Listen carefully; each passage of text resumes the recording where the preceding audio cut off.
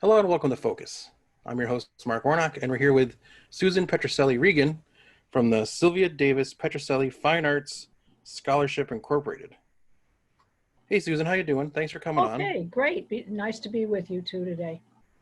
So tell me a little bit about your organization. Well, we started it in 2017, and I did it in memory of my mother, Sylvia Davis-Patricelli, who was a very famous international Australian artist. Her background is significant, and we do have the website that people can go to as I refer to various points during our conversation.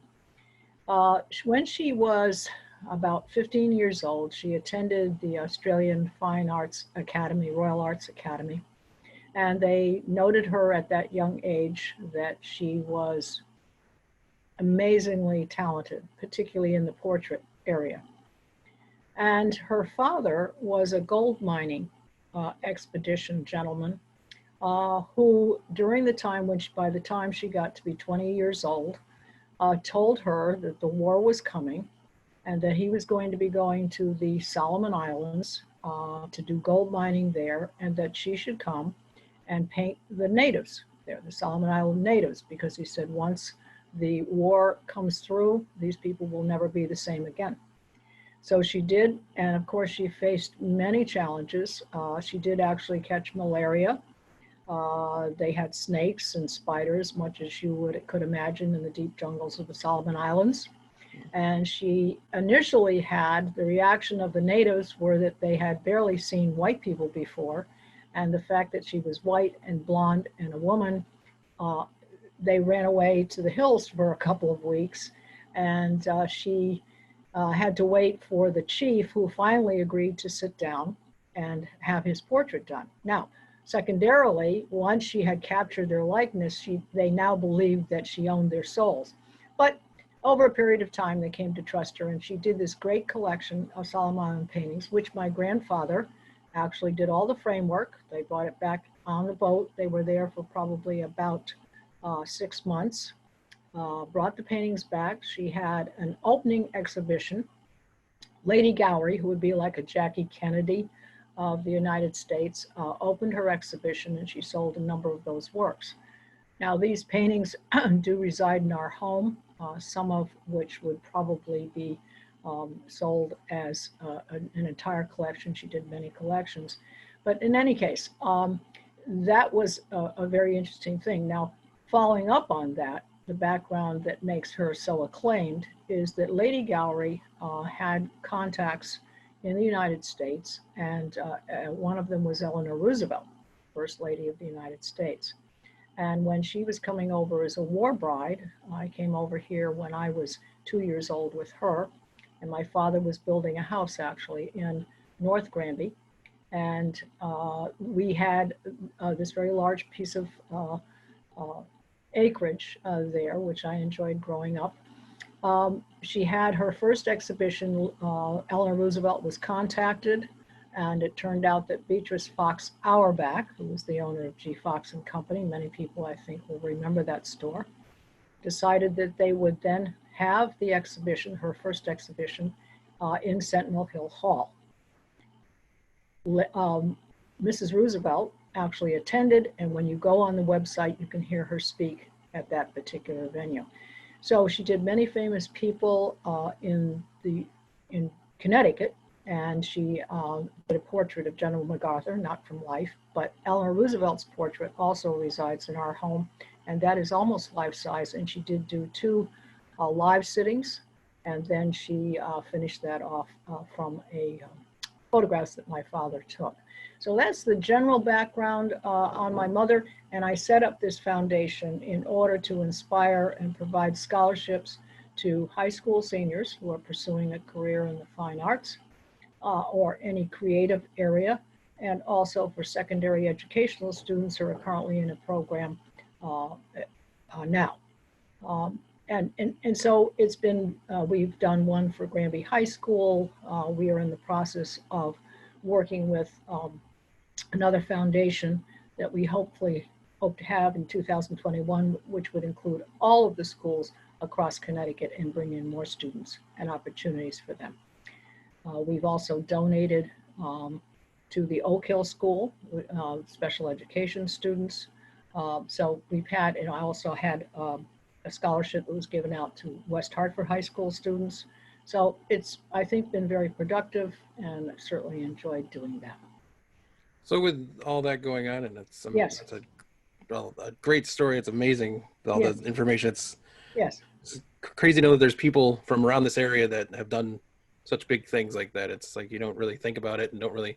Some people might not even know that your mom existed. Some people might not even know, and this is a great way to get that information out.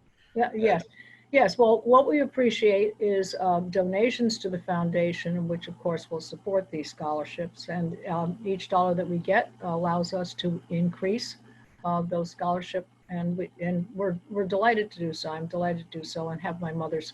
Um, I think the important thing to say about my mother is that not only was she extremely talented, she did many landscapes, she did many still lifes. Some of those paintings are available for sale. But what she was most well known for were her portraits. And in particular, if you go to the website, you will see the portrait of Eleanor Roosevelt. It's, I have to say quite candidly, Mrs. Roosevelt was never recognized as a great beauty.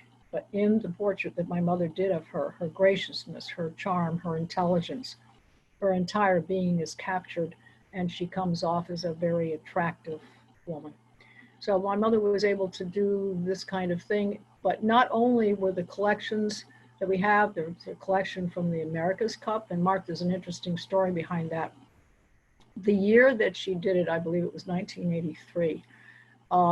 Being from Australia, she wanted to make sure that she had the Australian ship included because there was quite a quote unquote flap about it, because they felt that the keel might have been inappropriate because the Australians won, and that was the first time, I think, in 125 years of the America's Cup that the US had actually lost to anyone else. So they had to actually pull this boat out of the water, have the keel checked. They thought perhaps it was out of the parameters that were allowed, but as it turned out, it was, and it was fine, and the Australians won. So that was kind of an interesting collection of paintings for the America's Cup. She's also done many of the golfers on the PGA Tour. My father was very interested in golf. He was a member of the Connecticut PGA, and they toured for an entire year, the PGA, all of the golfers, and my mother got to do Arnold Palmer and many of the famous golfers of that time. So her collections are not only show her talent, but they are historic. She's also done, she also did landscapes of Hyde Park and the Children's Playhouse. So that's an entire collection unto itself. She also did a commissioned portrait of Beatrice Fox Auerbach, and that was purchased by Mrs. Auerbach, and that hung in her office until she died. And when she did, they had the painting on exhibition in the front window of the store for probably about a month to recognize her death, but it was draped in black velvet, and I remember it quite clearly. So so my mother has accomplished so much, and we hope that in providing these scholarships, Mark, that students will be inspired by all the work and effort that she put in.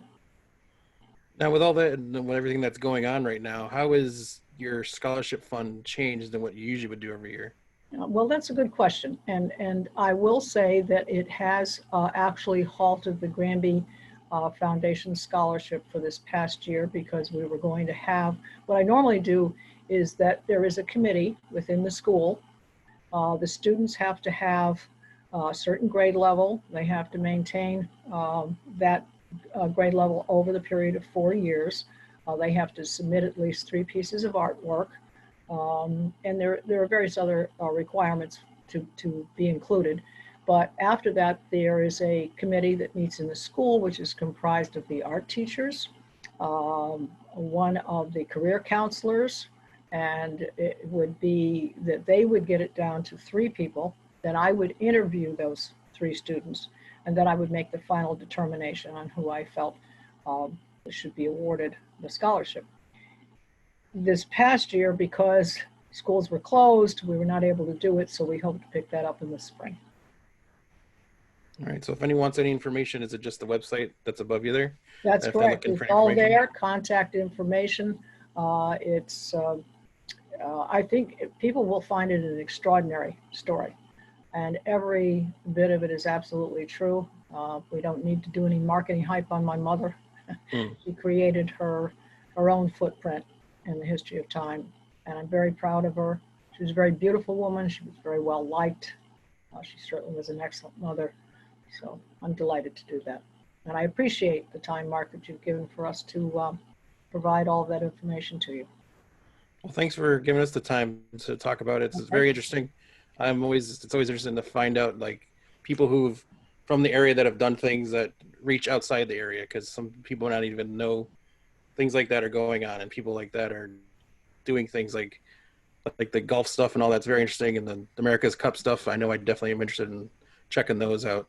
So thank you for your time. I appreciate you stopping, giving me the time to talk to you about your organization, and we'll be back with more next time on Focus. Okay, great. Thanks again, Mark, for having me as a guest.